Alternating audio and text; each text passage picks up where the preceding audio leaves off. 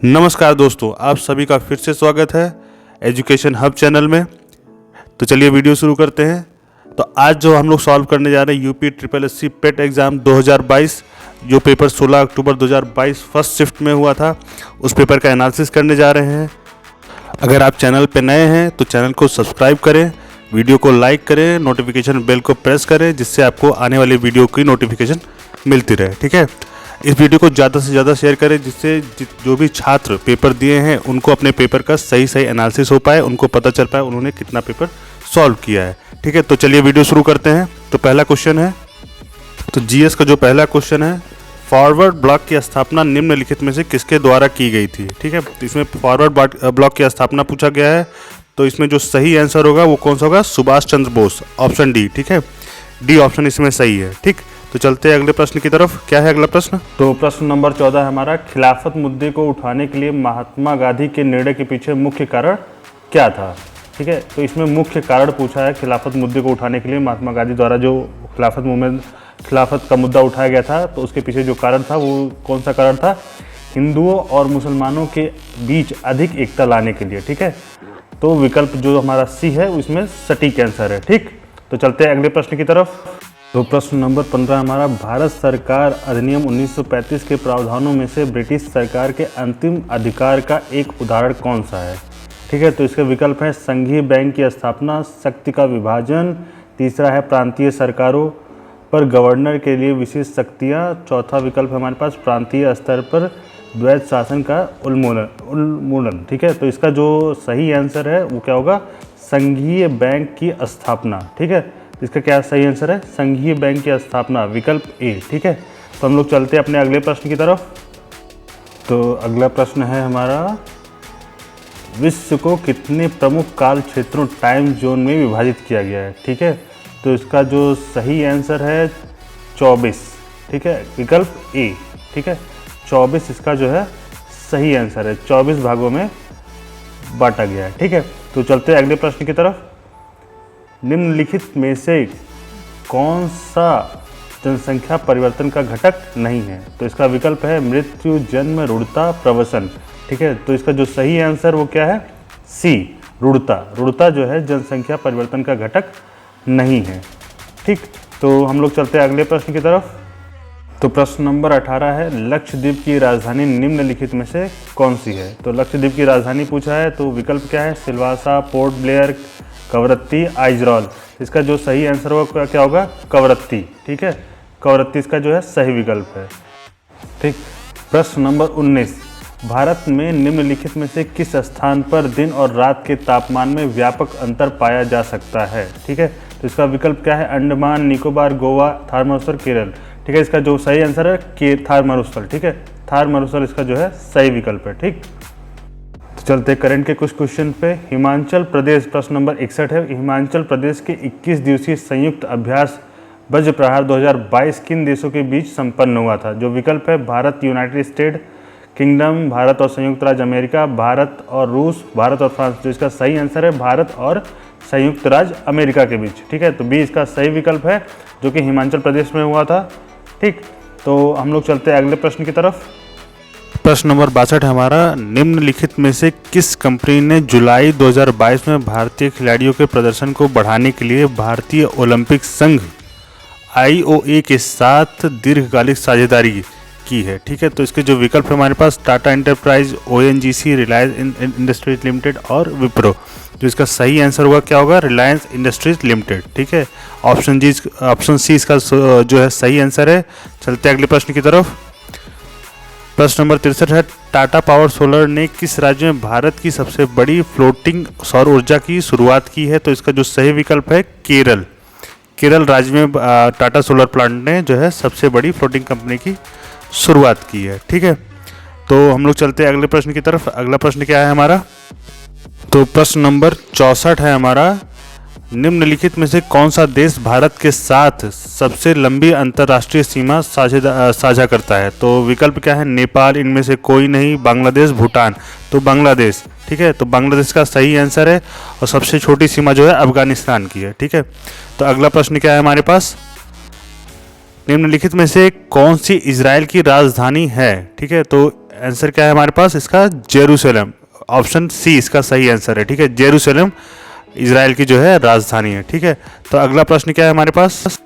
तो प्रश्न नंबर 66 है हमारा, डाक कर्मयोगी पोर्टल का उद्देश्य। ठीक है, जो विकल्प है सर्वश्रेष्ठ प्रदर्शनकर्ताओं को पुरस्कार, जनता की भागीदारी, तीसरा शिकायत का निवारण और चौथा है लगभग 4 लाख ग्रामीण डाक सेवकों की क्षमताओं में वृद्धि। जो सही ऑप्शन है इसमें डी ऑप्शन सही है। ठीक है, लगभग 4 लाख ग्रामीण डाक सेवकों की क्षमताओं में वृद्धि करना। ठीक, तो अगला प्रश्न हमारे पास क्या है? 67 नंबर, जुलाई 2022 में कॉफ़ी बोर्ड ने कॉफ़ी फसलों की जलवायु प्रतिरोधी किस्मों को विकसित करने के लिए किसके साथ समझौता ज्ञापन पर हस्ताक्षर किए? ठीक है, तो इसमें है विकल्प DRDO, इसमें से कोई नहीं, TNU और इसरो। इसरो इसमें सही ऑप्शन है, ऑप्शन डी। ठीक है, ऑप्शन डी इसमें सही आंसर है। ठीक, तो प्रश्न नंबर 68 है, किस दिन को भारतीय वायुसेना दिवस के रूप में मनाया जाता है? ठीक है, ऑप्शन क्या है? 8 अक्टूबर, 8 नवंबर, 8 फरवरी, 8 सितंबर।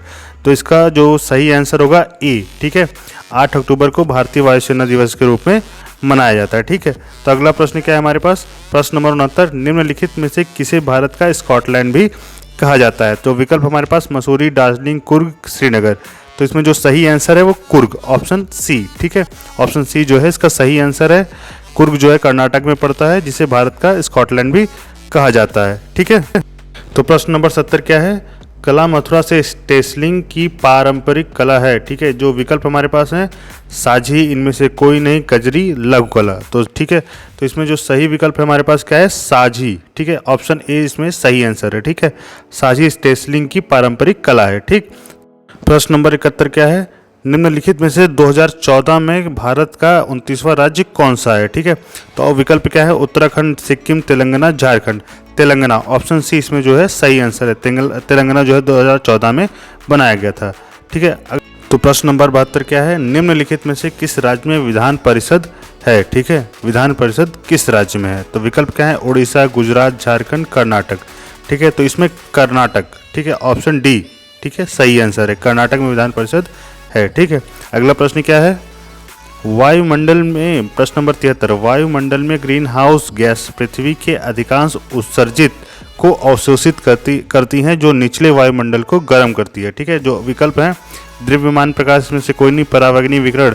ठीक है, तो ऑप्शन सी इसमें सही आंसर है, परावैगनी विकिरण। ठीक है, अगला प्रश्न क्या है हमारे पास? वॉलीबॉल निम्नलिखित में से किस देश का राष्ट्रीय खेल है? अर्जेंटीना, इनमें से कोई नहीं, इंडोनेशिया, नेपाल। जो सही विकल्प है नेपाल। ठीक है, ऑप्शन डी इसमें सही आंसर है, 74 का डी। तो प्रश्न नंबर 75 क्या है? ठीक है, निम्नलिखित में से किस व्यक्ति ने प्रसिद्ध पुस्तक the story of my experiment with truth लिखी है? ठीक है, तो विकल्प क्या है? महात्मा गांधी, सरदार वल्लभ भाई पटेल, महर्षि दयानंद, जवाहरलाल नेहरू। तो ए, ठीक है, ए ऑप्शन महात्मा गांधी इसमें सही है। ठीक है, तो प्रश्न नंबर 26 भारतीय संविधान से है। भारतीय संविधान के अनुच्छेद 19 में से कौन सा अधिकार शामिल है? ठीक है, तो इसका जो डी ऑप्शन है वो सही है, वाक और अभिव्यक्ति की स्वतंत्रता का अधिकार। ठीक है, तो इसके बाद चलते हैं प्रश्न नंबर 27, संसदीय प्रणाली में कार्यपालिका किसके प्रति उत्तरदायी होती है? ठीक है, जो इसके विकल्प हैं किसके प्रति उत्तरदायी होती है? न्यायपालिका, इनमें से कोई नहीं, विधानमंडल, जनता। तो इसका जो सही ऑप्शन है ऑप्शन बी। ठीक है, इनमें से कोई नहीं। ठीक है, चलते अगले प्रश्न की तरफ, प्रश्न नंबर 28। ठीक है, तो निम्नलिखित में से कौन सी भारतीय संविधान की मुख्य विशेषता नहीं है? ठीक है, तो इसमें क्या पूछा है? भारतीय संविधान की मुख्य विशेषता नहीं है। जो विकल्प हमारे पास है ऑप्शन ए एकल नागरिकता, बी है सार्वभौमिक वयस्क मताधिकार, लिखित विस्तृत संविधान, द्विस्तरीय सरकार। ठीक है, जो इसका डी ऑप्शन है द्विस्तरीय सरकार सही आंसर है। ठीक है, द्विस्तरीय सरकार इसका जो है सही आंसर है। ठीक, तो चलते अगले प्रश्न की तरफ। तो प्रश्न नंबर 29 है, भारतीय संविधान के DPSP राजनीति के निदेशक सिद्धांत निम्नलिखित में से किस संविधान से प्रेरित है? ठीक है, तो ये रिपीटेड क्वेश्चन है, ये 15 तारीख के शिफ्ट में आया हुआ था। ठीक है, तो इसका जो सही आंसर होगा आयरलैंड। ठीक है, आयरलैंड इसका सही आंसर है। ठीक, तो चलते हैं अगले प्रश्न की तरफ। क्या है अगला प्रश्न? प्रश्न नंबर 30 है, निम्नलिखित में कौन सी एक रासायनिक अभिक्रिया नहीं है? ठीक है, तो इसमें क्या है? कागज का जलना, पानी का भाप में रूपांतरण, कोयले का जलना, भोजन का पाचन। ठीक है, तो इसमें जो ऑप्शन बी पानी का भाप में रूपांतरण। ठीक है, बी इसका जो है सही ऑप्शन है। ठीक है, तो चलते हैं अगले प्रश्न की तरफ। प्रश्न नंबर 31, पायरिया निम्न में से किसका रोग है? ठीक है, तो ये मसूड़ों का रोग है, ये आपको पता होगा। ठीक है, ऑप्शन डी इसका सही आंसर है। ठीक है, तो चलते हैं अगले प्रश्न की तरफ। फ्लोएम एक ऊतक है जो निम्नलिखित में से किस में पाया जाता है? ठीक है, तो किस में पाया जाता है? पौधों में पाया जाता है। ठीक है, ऑप्शन सी। ठीक है, इसमें ऑप्शन सी जो है सही आंसर है। ठीक, प्रश्न नंबर 33, भारत की पंचायती राज व्यवस्था में कितने स्तर होते हैं? तो स्तर पूछा है पंचायती राज व्यवस्था में, तो इसमें 3 स्तर, ऑप्शन डी। ठीक है, ऑप्शन डी इसमें सही आंसर है, 3 स्तर होते हैं। ठीक है, अगला प्रश्न, एक हार्स पावर में लगभग कितने वाट, एक हार्स पावर लगभग कितने वाट के बराबर होता है? ठीक है, तो इसका जो सही आंसर है ऑप्शन सी, 746 वाट के बराबर होता है। ठीक है, तो चलते हैं अगले प्रश्न की तरफ। चलते हैं अगले प्रश्न पे। प्रश्न नंबर 6 जो हिस्ट्री से है, हर्षवर्धन के शासनकाल के दौरान निम्नलिखित में से कौन सी नई राजधानी थी जो धनसिर से हस्तांतरित हुई थी? जो इसका आंसर सही होगा कन्नौज, ऑप्शन सी। ठीक है, ऑप्शन सी इसका सही आंसर है। चलते हैं अगले प्रश्न पे। प्रश्न नंबर 7, निम्नलिखित में किस सेना की ताकत गोरिल्ला रणनीति थी? तो इसमें ऑप्शन सी सही है, मराठा। ठीक है, चलते अगले प्रश्न पे। प्रश्न नंबर 8, हड़प्पा सभ्यता के दौरान डांसिंग गर्ल नर्तकी की कांस्य प्रतिमा बनाने के लिए किस तकनीक का उपयोग किया जाता था? तो इसमें कास्टिंग। ठीक है, ऑप्शन बी इसमें सही आंसर है। ठीक है, चलते अगले प्रश्न की तरफ। प्रश्न नंबर 9, गौतम बुद्ध को ज्ञान की प्राप्ति किस नदी के तट पर हुई थी? तो इसमें होगा निरंजना, ऑप्शन बी। ठीक है, ऑप्शन बी इसमें सही आंसर है। अगले प्रश्न की तरफ चलते हम लोग। प्रश्न नंबर 10, निम्नलिखित में से किसी स्वदेशी आंदोलन का प्रमुख कारण माना जाता है? ठीक है, प्रमुख कारण पूछा है इसमें स्वदेशी आंदोलन का, तो इसमें जो है बंगाल को, ऑप्शन ए। ठीक है, बंगाल को विभाजित करने का निर्णय। ठीक है, ऑप्शन ए इसमें सही है। तो प्रश्न नंबर 11 क्या है? ब्रिटिश ने निम्नलिखित में से किस भाषा को भारतीय समाज में प्रस्तुत करने की उत्सुकता दिखाई? ठीक है, तो अंग्रेजी भाषा, ऑप्शन ए सही है। ठीक है, चलते अगले प्रश्न की तरफ। प्रश्न नंबर 12 है, पूर्ण स्वराज की मांग करने वाले प्रथम कार्यकर्ता का नाम? तो इसमें जो सही ऑप्शन होगा ए। ठीक है, बाल गंगाधर तिलक। चलते अगले प्रश्न पे। अगला प्रश्न क्या है? निम्नलिखित में कौन सा एसिड कार बैटरी में प्रयोग किया जाता है? कौन सा किया जाता है? Sulphuric acid. ठीक है, ऑप्शन बी इसमें सही आंसर है। ठीक है, ठीक, अगले प्रश्न की तरफ चलते हैं। यहाँ पे सारे हिंदी के प्रश्न दिए गए हैं। अनिल का प्रायोजिक शब्द पूछा गया है, तो इसका हो जाएगा पवन। गुप्त शब्द का विलोम शब्द पूछा गया है, इसका हो जाएगा प्रकट। ठीक है, प्रश्न नंबर 44 में क्या पूछा हुआ है? सद्भावना का संधि विच्छेद। ठीक है, तो इसका हो जाएगा सतधन भावना। ठीक है, ऑप्शन डी इसमें सही ऑप्शन होगा, सद्भावना। ठीक, और क्या है इसमें? तो ये थे जीएस के प्रश्न। ठीक है, अगर आपको वीडियो अच्छी लगी है तो लाइक शेयर और सब्सक्राइब करें।